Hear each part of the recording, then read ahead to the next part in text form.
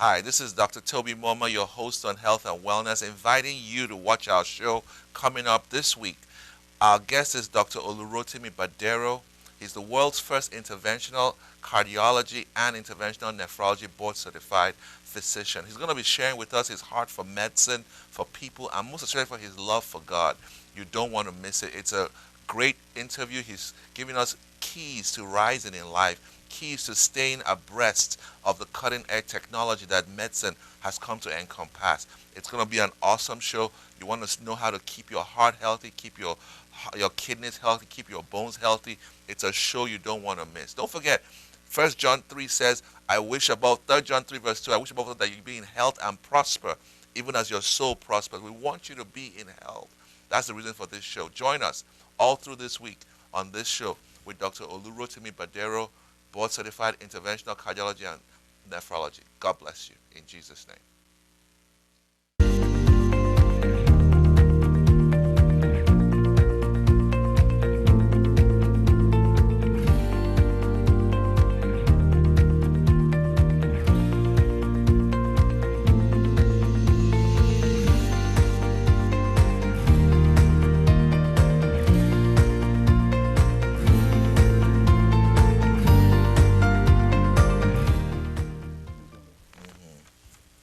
Hi, this is Dr. Toby, your host on health and wellness. An honor to have you on our show. Don't touch that dial. I have a special guest on the show today. This is Dr. Olurotimi Badero, the world's first interventional cardiologist and nephrologist. He's on the show with us all the way from Jackson, Mississippi. He loves the Lord. He's sharing his love for medicine, his love for people, and he wants to be a change agent in your life. And the last time we concluded by talking about how you and I can avoid a heart attack, the symptomatology of a heart attack. It's the number one cause of death in America today. So we're going to continue down that rabbit trail. I think the CDC says that we spend about $555 billion on treating cardiovascular disease in America. And if you look at the list of the best-selling drugs, you always see the cardiovascular medications there, the Lipitors, the aspirins, the Plavix. So it's a big money making part for the pharmaceuticals, but it's a much needed service. Why this is important is because there are people out there who are selling other things in what we call health food stores, and I want you to talk about it because they come into your clinic and in my clinic, and they say, "Oh, this pill will take away heart disease. This liquid, this syrup." So, because a lot of my patients unfortunately get sucked into that, and they go spending money on things that are not medically indicated, and unfortunately, they can even have some outcomes that are negative. So, is there anything out there that is called a silver bullet that you can take and your heart will clean up within minutes? I mean, if there is, we should have patented it and sold it years ago, right? So I want to just address that because a lot of our population get this myth about, oh, the pharmaceutical industry is the one pushing heart disease on us. The medical industry is the one pushing this kidney disease on us so that we can patronize their medications. Well, I mean, just to kind of add to your statistics, the projected spending on cardiovascular disease in the next 15 years, by 2035, is going to be $1.1 trillion, Wow. both from the direct causes and also from the indirect causes, because when you have heart disease, there's loss of labor and things like that. So $1.1 trillion is going to be a lot of money. It's obviously a lot of money. So to answer your question, there's no silver bullet. I don't think there's any silver bullet in anything in medicine, really. But cardiovascular disease, has a lot of risk factors. But the major risk factors: heart disease, hypertension, diabetes, smoking, obesity.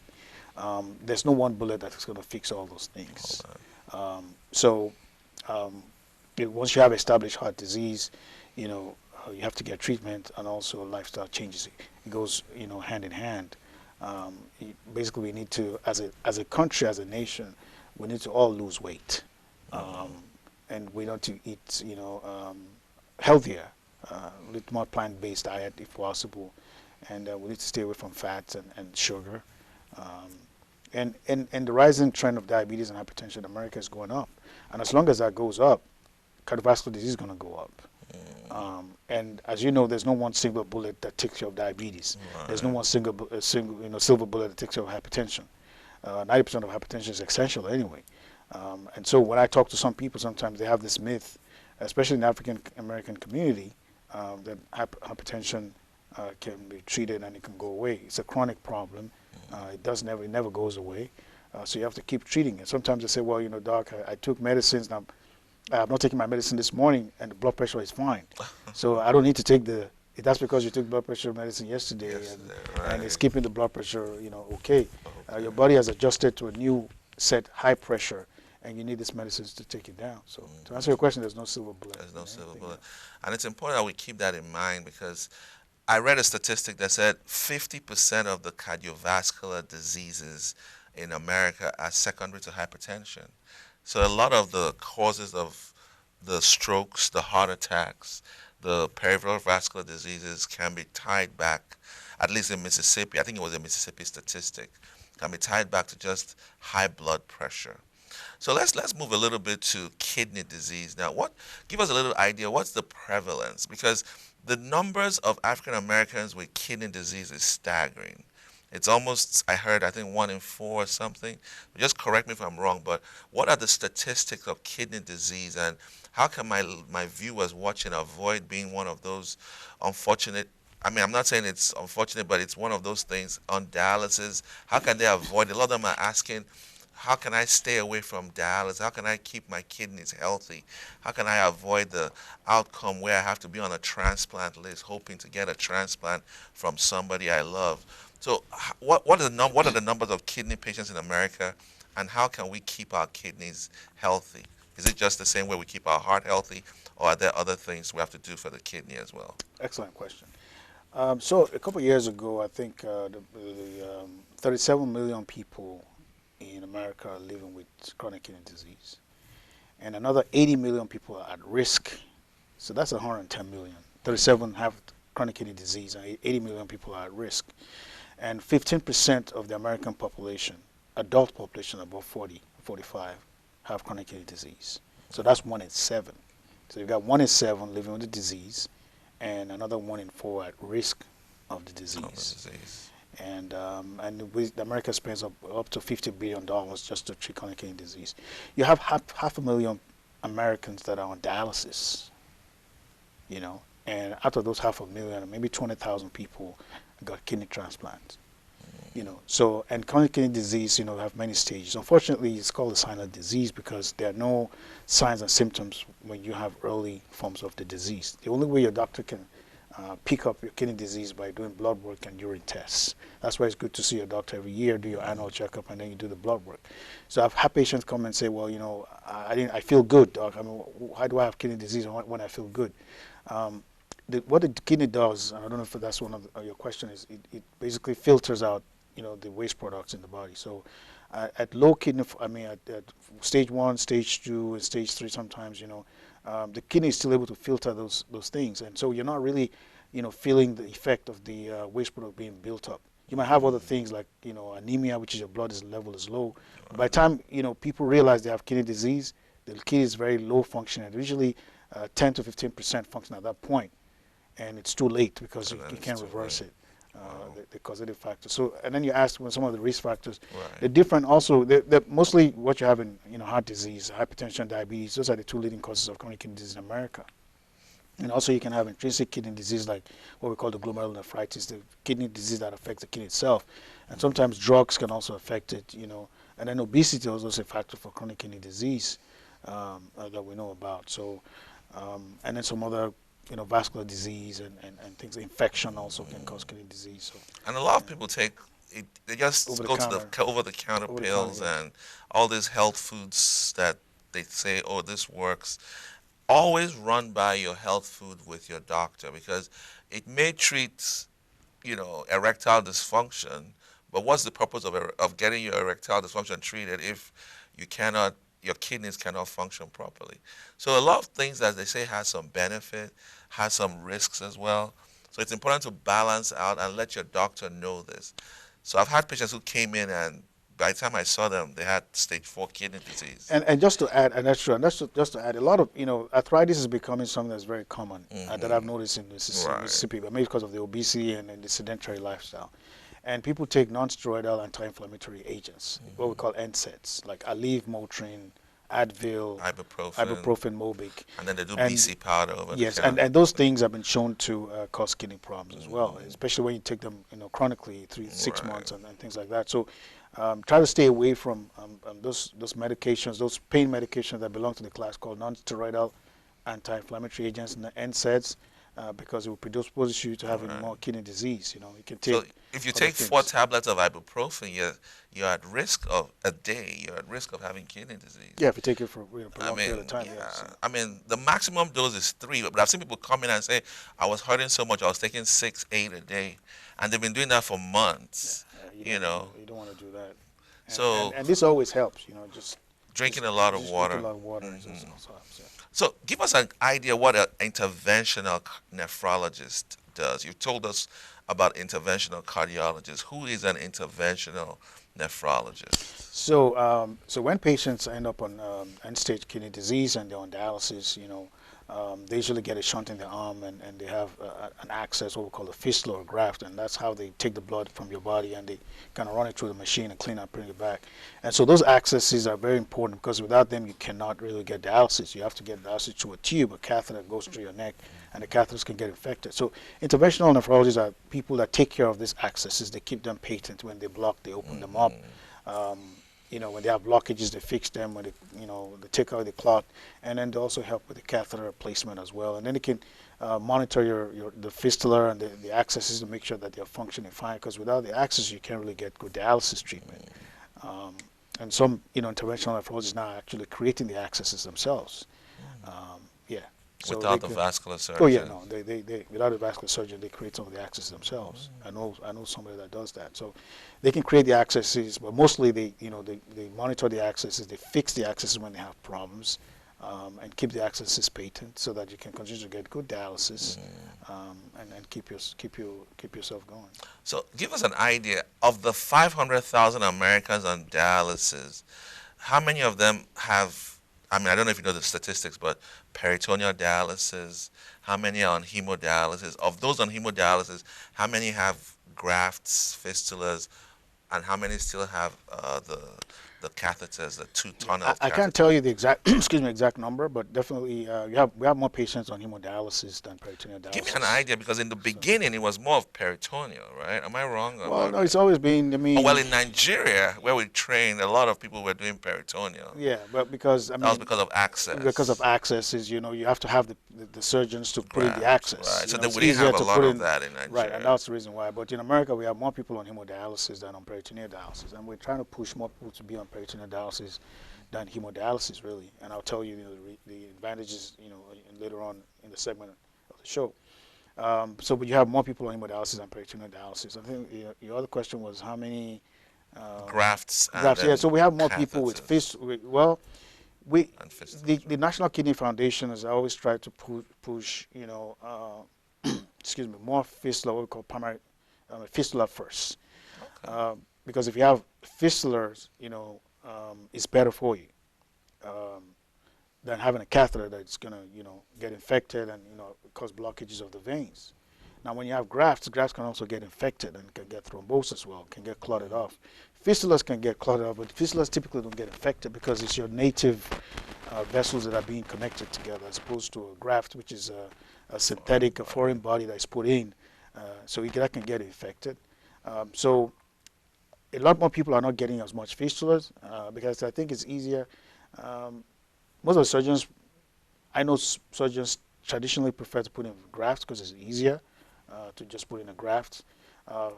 Fistulas, so fistulas are natural to your human body. Natural to your human body. It's just it's more difficult. Just putting your vein, not necessarily difficult. Just putting your vein and attaching to your artery.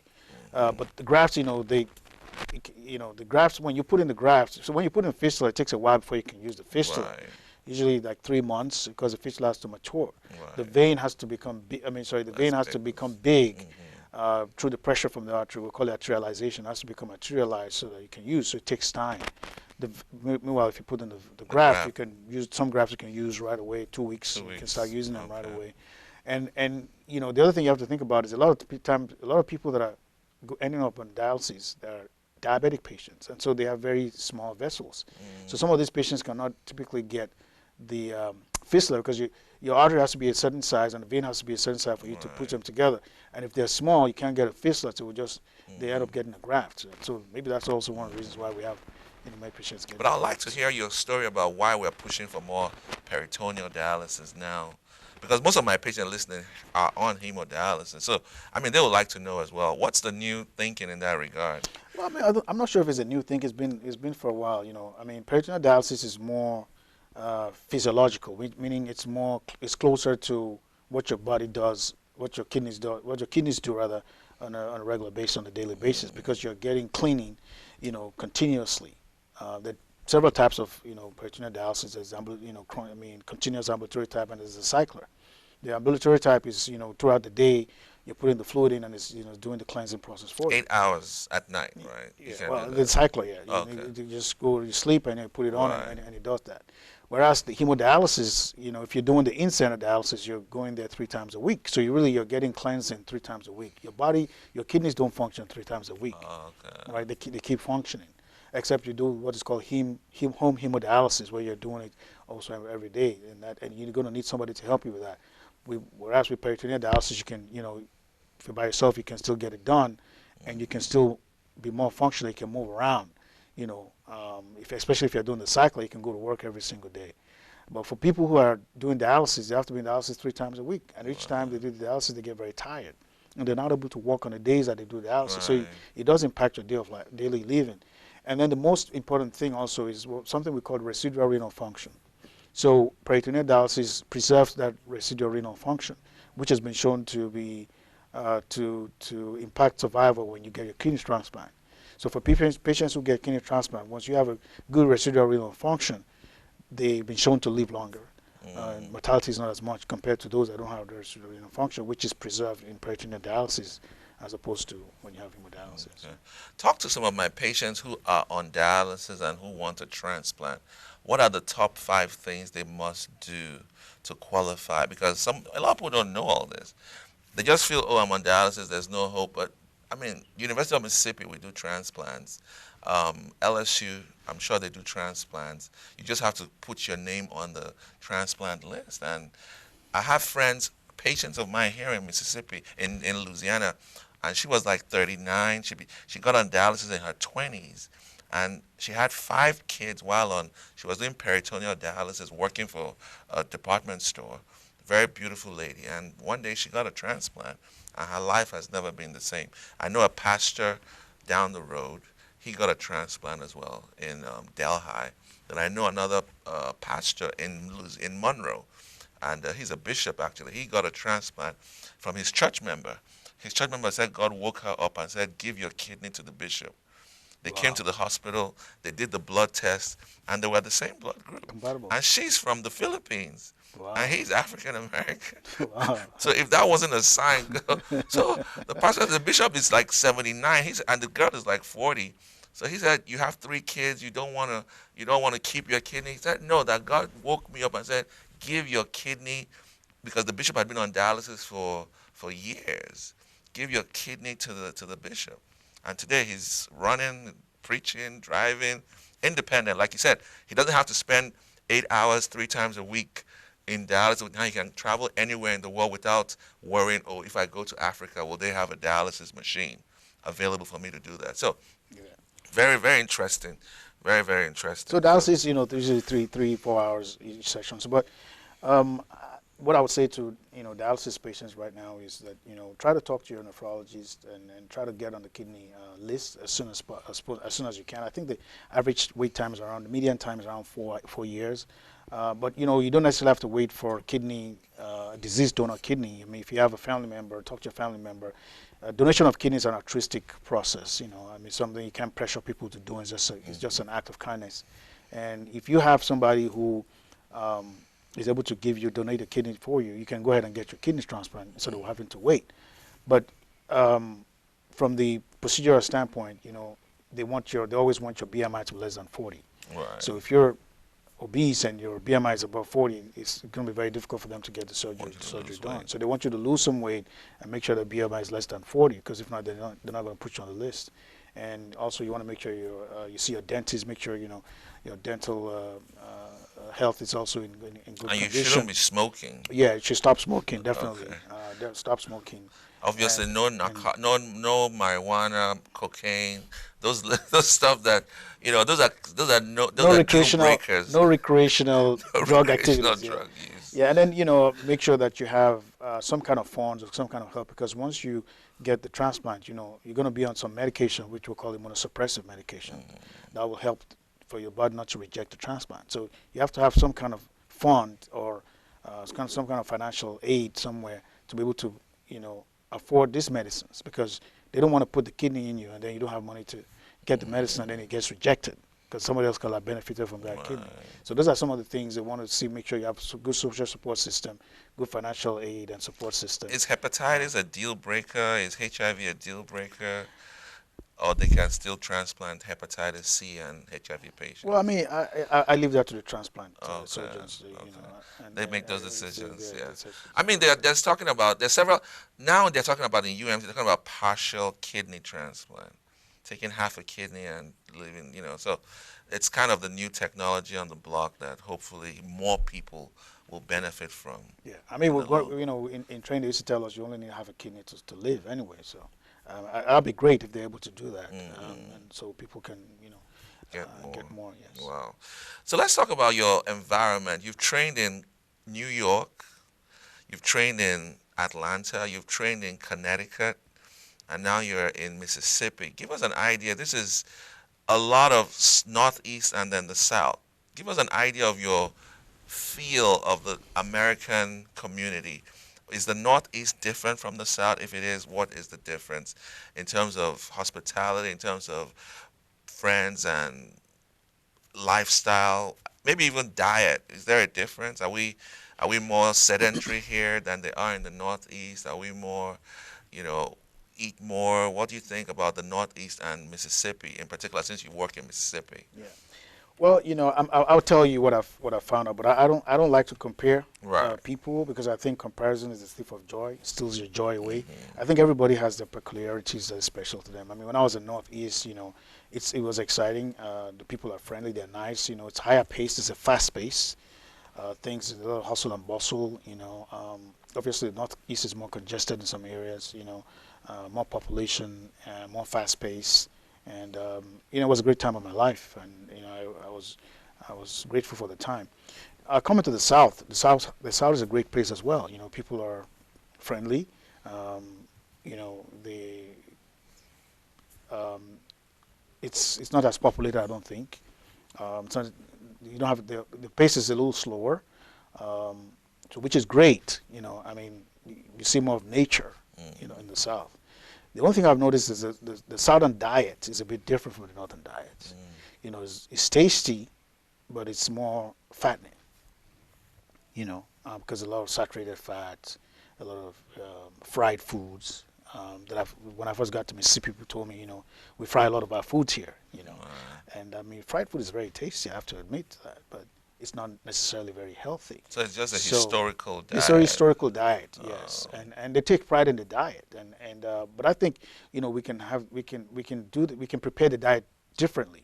We still have something similar, but just the preparation is different. We don't have to fry as much as what we do. We can, instead of fry, we can bake and grill in some of this food, and so we reduce the saturated fats that can predispose us to heart disease and things like that, and then we can reduce the smoking as well. So. I think that's just the basic Do differences. they that I've walk noticed. more? Do you think they Well, are more yes, sedentary? that's also a very good point. In the Northeast, a lot of people, I mean, we have more people that walk than drive in the Northeast compared to the South, just because, like I said, I mean, in the major cities in New York, for example, the transportation system is well robust, in terms of the Right. trains, and so people take trains, and people walk more. In the South, the transportation system is not as robust as you have in the Northeast. We don't have a lot of trains, especially here in Mississippi, So people have to drive a lot to where they go to. So you become more sedentary than, So you actually drive to walking. work, you drive in you Yeah. sit in your office, then you take the elevator, and then you. There was a story that it was something I noticed one time. I was going to a gym, and I noticed some people were coming in a car to come to the gym, and so when they drove to the front of the gym, the parking lot was basically full, and so they kept driving around to look for a close parking lot, just to enter the gym. And I'm thinking, you're here to exercise. You can Just park far away and walk anyway. So I guess we just, we like comfort. So. so give us an idea about if you have a 35-year-old patient who has kidney disease secondary to using, over-the-counter medications. That 35-year-old patient is at stage 3 or 4. I want you to just talk to me about how do you avoid that stage 3 patient becoming end-stage renal on dialysis, because I found out that a lot of our patients are in that stage 2, stage 3. And a lot of them are asking, I don't want to progress. I don't want to get worse. I want to avoid dialysis. Just a few pointers on how that young girl at 35 can avoid being on dialysis for the rest of her life. So basically, age is also, I didn't mention it earlier, but age is also a factor for chronic kidney disease. So, the older the older you get, and they do, worse as well. So it's basically just modifying the risk factors. So if you're, a lot of times the kidneys are just innocent bystanders. So if you have high blood pressure, it affects the kidney. It's not like the kidney itself is diseased, but the high blood pressure has affected the kidney. Same thing with diabetes. So you want to find out what's the cause of what's the etiology of the kidney disease. What's the cause? If it's due to hypertension, then you want to make sure you control your high blood pressure, eat less salt, don't sprinkle salt in your food, avoid salty foods, things like that. So if you can control the high blood pressure, then the rate of decline can be slowed. The same thing with diabetes. Usually people with diabetes, eventually it will affect the kidneys. But instead of it affecting it at a faster rate, you can kind of decrease the rate. So keeping your A1C less than 7 or preferably less than 6, making sure that you're checking your diabetes, most of the time and being on the right medication. And then not taking all these over-the-counter drugs that will, add another insult to the kidney. You can, slow the progression down. And also, when we look at other things, because when you're at stage 3, for example, it starts to affect your what we call mineral bone metabolism, like things like your calcium and your phosphorus, which has to do with your bone health. So we have to look at that as well, because your vitamin D, even though it's produced in the liver, it goes into the kidney and then it's changed into the active form.